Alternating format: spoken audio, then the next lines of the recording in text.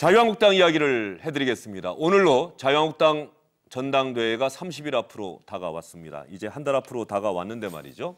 자유한국당 차기 당대표가 되겠다는 사람들이 그야말로 줄을 잇고 있는 모습입니다. 지금까지 공식적으로 출마를 선언한 사람들은 과연 누굴까요?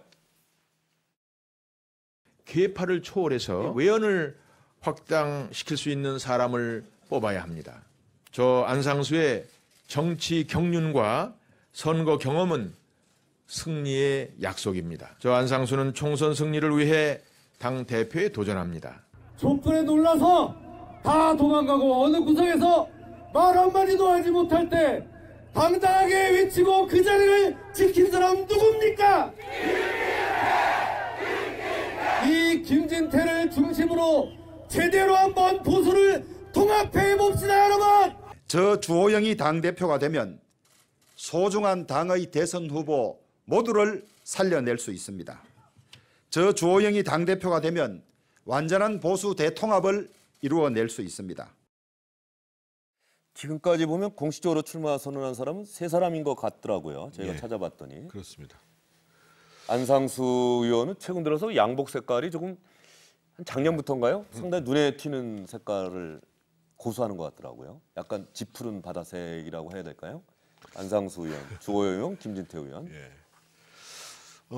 지금 이제 내일부터 시작해가지고 계속 또 이어지겠죠. 근데 이제 지금 현재까지 한 분들이 그 아주 강자라고 보기가 어렵기 때문에 사실은 또 빨리 그 출마 선언을 하고 자기가 보폭을 좀 빨리 하겠다라는 의미가 담겨져 있는데 뭐 보수 대통합 뭐 이런 얘기를 하는 거 외에는 뭐 특별한 메시지를 뭐 계파 초월 이런 거 말고는 특별한 메시지를 보기는 좀 어렵네요. 예, 정태근 의원님 말씀 저희가 보여드린 3분이 들었으면 좀 서운하겠습니다.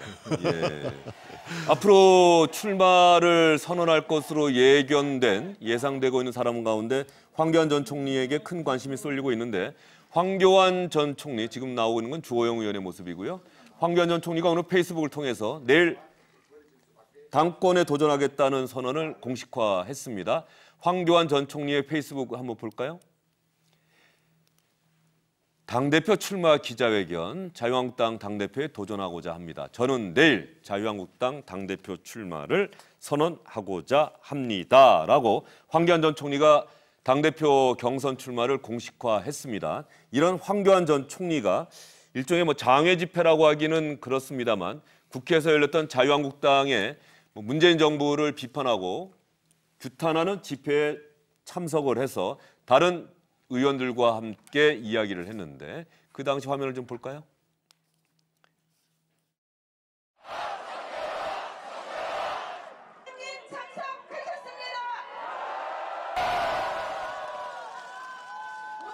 황교안 전 총리가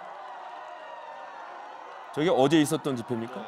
어제 국회에서 있었습니다. 당원 3,000명 정도가 모였었고요. 그래서 현 정권을 규탄한 대규모 집회인데 국회에서 사실상 우리가 지금 황교안 전 총리, 그러니까 황교안 하면은 저런 모습은 본 적이 없어요. 항상 온실 속에 있었지 지금 노지로 나온 건 어찌 보면 처음 모습인데 좀 낯설어요. 어쨌든 저렇게 지금 당 후보들, 대표 후보들과 함께 처음으로 장외 집회에 어찌 보면 데뷔전입니다. 그래서 저기에서 연설도 했고 지지자들의 큰 박수도 받았는데 아무튼 처음 나오면은 상당히 좀 본인도 어색하고 보는 사람도 좀 어색한데 전에 했던 뭐 이회창 전 대표라든가 안철수, 문재인 뭐 이런 분들도 다 처음에 나왔을 때는 어색했습니다. 그래서 계속 어색한 사람도 있고 서서히 나아지는 사람도 있는데 어쨌든 지금까지는 황교안 그러면은 상당히 과묵하고 냉정하고 이런 사람들로 봤었는데 과연 대중 정치에서는 어떤 모습으로 앞으로 발전할지 그런 이제 지켜봐야 될 것 같습니다. 황교안 전 총리가 좌파의 악정을 끝내야 한다. 악한 정치 저런 표현까지 썼군요. 하긴 지금 저는 이 장면 보면서 말이죠. 이 정권 교체라고 하는 것이 민주주의에서 얼마나 필요한 건가를 보여주는 게 이제 정권이 서로 오갔던 경험이 축적되지 않습니까? 그러다 보니까는 자유한국당이 야당이 돼서도 이제 저런 집회를 해도 손들을 잘 올리는 것 같아요. 지금 아까 이해창 전 총재 이야기를 하셨는데 1998년에 그 당시에는 야당 의원들 이렇게 빼가기가 있지 않았습니까? 그 규탄 대회를 하는 자리에 제가 또 취재를 했던 기억이 갑자기 나는데 이해창 총재를 비롯해서 이 당시 한나라당 의원들이 손이 안 올라가는 거죠. 규탄한다고 하는데 손이 안 올라가고 이 정도에서 멈추고 그랬는데 이제는 뭐 너무나 자연스럽게 자유한국당 의원들 아주 야당 집회다운 모습을 보이는 것 아닌가 싶은 생각이 드는데 정태근 의원님 어떻게 생각하십니까? 그때 훈련을 많이 했죠, 이미요. 그때 이제 이해창 총재 때 그래서 원내대표를 뭐 이부영 원내대표, 이재호 원내대표 그래서 과거에 제한민주화운동했던 분들이 많이 왔고 아마 특히 이제 지난 여름에 사실은 이제 김성태 대표 원내대표가 상당히 이제 대중의 뭐 한쪽의 지지를 받든 전체의 지지를 받든 뭐 그건 논란의 여지가 있습니다만 비교적 그 어려운 당 지지율 상황 속에서 원내에서는 적어도 상당히 열심히 그 대여 투쟁을 한 것이거든요. 그런 것이 이제 몸에 좀 익었다고 봐야 되고 근데 아직도 제가 보기에는 조금 뭐 좀 부족하지요. 예, 이번에 그 문재인 정부 특히 그 조혜주 중앙선관위원 임명에 반발하면서 철회하라 요구하면서 국회에서 농성을 하는데 단식 농성이라고 얘기해서 그렇게 알았는데 알고 봤더니 뭐 5시간 반 텀을 둔 5시간 반 사이에 이른바 간헐적 단식하자는 얘기냐라고 하는 약간 좀 냉소적인 반응에 또 직면하기도 했더라고요. 단식을 할 때마다 이제 상대 측은 냉소적이긴 한데 단식은 이게 고도의 정치적 행위지 않습니까? 과거에 뭐 지금 여권이 야당일 때 보면은 손학규, 문재인, 김한길 이런 분들 다 단식 안 해본 사람들이 없어요. 근데 최소한 5일에서 7일. 그리고 최근에 이제 김성태 원내대표도 한 열흘 동안 단식을 하면서 또 여권 지지자한테 폭행까지 당하기도 했지 않습니까? 그럼 이제 상대방이 볼 때는 그 사람들의 이제 그런 의지라든지 이건 좀 인정해 주는 게 있거든요. 그리고 막 조롱하진 않고. 근데 이번에 5시간 반 뭐 릴레이 단식이냐 릴레이 식사냐 이렇게 희화까지 되고 있는 거는 스스로 이런 고도의 정치적 행동을 희화시킨 것이고 앞으로 여러 한나라 자유한국당에 쓸 수 있는 전술의 폭들을 좁힌 거라고밖에 볼 수 없어요. 김성태 전 원내대표 폭행 당했을 때 여권 지지자라고 할 수 있을까요? 그 젊은이 젊은이가 지지했다고 이제 강하게 이야기했으니까. 예. 어쨌든 젊은이가 단식이 농성 중이던 김성태 전 원내대표를 폭행을 했고 나중에 김성태 전 원내대표가 그 선처를 받고 부모를 만난 자리에서 선처를 자기도 검찰에 탄원하겠다 이렇게 이야기를 했던 기억이 납니다. 그러면 자유한국당 차기 당대표 경선에 출마할 것으로 예상되는 그리고 정태근 의원님 표현에 의하면 이제 유력시되는 사람들은 과연 어떤 얘기를 하고 있는지 아마도 주로 어제 집회에서 했던 이야기 같은데 그 이야기를 차례로 들어보겠습니다.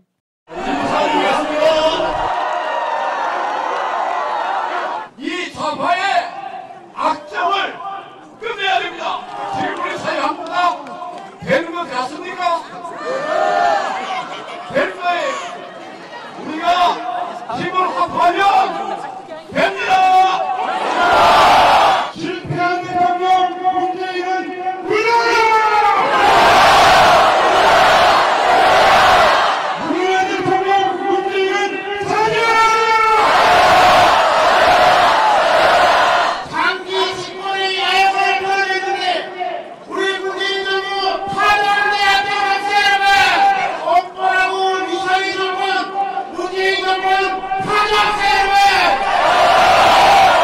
대한민국의 역사를 적으로 규정하고 과거를 부정하고 있습니다. 이제 대한민국이 역사를 바로세고 자유민주주의를 지켜내야 합니다. 어쨌든 간에 지금 자유한국당 집회이긴 합니다만은 상당히 아까 윤통호 시장 보다가 얘기했는데 후반부로 갈수록 얘기가 쇠진다. 타도라는 표현까지 이게 나왔다는 거 저는 지금 이거 보면서 말이죠. 그러니까 뭐 처음이니까 이렇게 분위기 업 차원에서 또 저 현장에 있으면 한 사람이 세게 말하면 뒷사람은 더 세게 말해야 될 것 같고 이런 분위기가 있겠습니다만은 저는 조금 우려되는 게 사실이에요. 왜냐하면은 자유한국당 계열 정당들이 가장 강했을 때는 이른바 시장 보수하고 안보 보수가 경쟁적 협력 관계를 이룰 때 시장 보수, 안보 보수 TK 대 뭐 PK와 수도권 보수 말하자면 박근혜, 이명박 두 사람이 이제 경쟁적 관계에 있을 때 외연도 제일 넓었던 거 아니겠습니까? 그럼 지금 이제 문재인 정부에 대해서 보수적인 분들이나 자유한국당 지지층들은 이제 많이 반대를 할 수 있겠죠. 그럼 제가 생각했던 이 반대의 큰 축이라든지 불만의 큰 축은 좀 경제적 어려움에 대한 것인데 여기 보면은 뭐 민주주의를 지킵시다, 좌파를 타도합시다 이러고 이분들이야말로 경제에 대해서 관심이 없는 분들처럼 보이거든요. 이렇게 된다면은 이 전당대회가 좀 확장의 장이 아니라 수축되고 축소의 장으로 자리매김할 수도 있겠다 그런 생각이 드네요. 예, 전반적으로 지금 더 강경한 모습을 보이고 있는 것 아닌가. 자유한국당 분위기가 중도 보수, 건전하고 합리적인 이런 흐름이 아니라 보다 강경한 이쪽으로 지금 수렴되고 있는 것 아닌가 싶은 생각이 좀 들어요. 근데 어제는 이제 한 3,000명 모인 대중 집회였고 사실은 이제 그 조혜주 선관위원이 캠프에 있었던 사람을 그렇게 청와대에서 강행한 거에 대해서 항의하는 자리니까 뭐 충분히 강경한 얘기가 나올 수가 있고요. 앞으로 한 달이 남았으면 문제는 이런 겁니다. 그럼 보수 통합을 하면 보수 통합 어떻게 할 것인데? 그리고 지금 이 정부를 심판하기 위해서는 그러면 경제 실정을 어떻게 극복할 것인데 이런 부분들이 각 후보별로 차별성 있는 메시지, 정책으로 나와줘야 되거든요. 그래서 과거에는 사실은 당내 소장파 의원들이 대표 후보들을 불러다 토론도 하고 그랬었어요. 그래서 아마 이번에도 아마 그 TV 토론 같은 것이 진행이 될 텐데 문제는 지금 현재 지지율 수준을 넘어서 가지고 내년 총선을 어떻게 이길 것이다 라는 것들에 대해서 자기가 분명하게 얘기를 해야 되죠. 예를 들면 황교안 전 총리 같은 경우에는 지금 상대적으로 우위에 있다 그러니까 수세적으로 선거 전략을 갈 수 있다고 하더라도 나머지 후보들 같은 경우에는 오히려 그것을 뛰어넘는 그런 메시지, 이슈, 전략들을 제시할 수 있어야지 사실은 전당대회도 흥행이 될 뿐만 아니라 본인도 이번 전당대회에서 더 성과를 낼 수가 있을 텐데 그런 점들이 앞으로 어떻게 될 것인가는 좀 지켜봐야 될 것 같습니다. 예, 저 자리에 지금 현재 우리가 아직까지 안 보여드린 정치인이 한 명 있는 것 같아요. 홍준표 전 대표죠? 네, 그렇습니다. 예. 홍준표 전 대표는 저기 안에 들어와 있질 않고요. 예. 지난 25일 날 자유한국당 하면은 선거의 메카라고 할 수 있는 대구 서문시장에서 예. 사실상 출마 선언을 한 거나 마찬가지입니다. 출사표를 던졌고요. 그리고 다음 날인 26일 날 부산 자갈치 시장에서는 상인들과 인사를 나누면서 이번 전당대회의 핵심은 홍준표 재신임 여부다 이렇게 말을 하면서 사실상 전당대회 출마 여부를 결정할 건데 30일 날 출판기념회 그러니까 모레거든요. 그때 아마도 그날 출마 여부를 결정할 건데 대체적인 분석은 출마를 선언할 걸로 보고 있습니다. 앞서 앵커께서 말씀하셨던 예. 강한 톤으로 지금 대여 투쟁이 나오는 것은 제가 보기에는 이번 선거가 당내 경선이거든요. 당내 선거거든요. 그러다 보니까 강한 대여 투쟁을 누가 선명하게 하느냐 이런 것들에 대한 강한 욕구가 있기 때문에 그렇게 그쪽 부분에 대해서 굉장히 강조를 하는 것 같습니다. 특히 이번 선거는 일반 국민의 여론조사는 30%밖에 되지 않아요. 그러니까 당 내의 마음을 누가 잡느냐 이게 중요하고 결국은 지금 야당에서는 대여 투쟁을 누가 강하게 할 것이냐 이걸 주문하는 것을 후보들이 그걸 인식하고 이렇게 하는 것 같습니다. 예. 자유한국당의 전당대회 관련 이야기를 여러분께 해드렸고요. 이 가운데 황교안 전 총리와 오세훈 전 서울시장에 대해서 지금 당대표 경선에 출마할 자격이 있느냐 없느냐 이 문제를 갖고 자유한국당 내부의 논란이 뜨거운 것 같습니다. 이것은 결론이 나는 대로 지금 현재 상황이 그렇게 중요한 것 같지는 않고요. 자유한국당 지도부에서 비상대책위원회가 어떻게 결론을 내리느냐 이 부분에 대해서 결론이 나오면 여러분께 전해드리도록 하겠습니다. 세 분과는 여기서 인사를 드리도록 하겠습니다.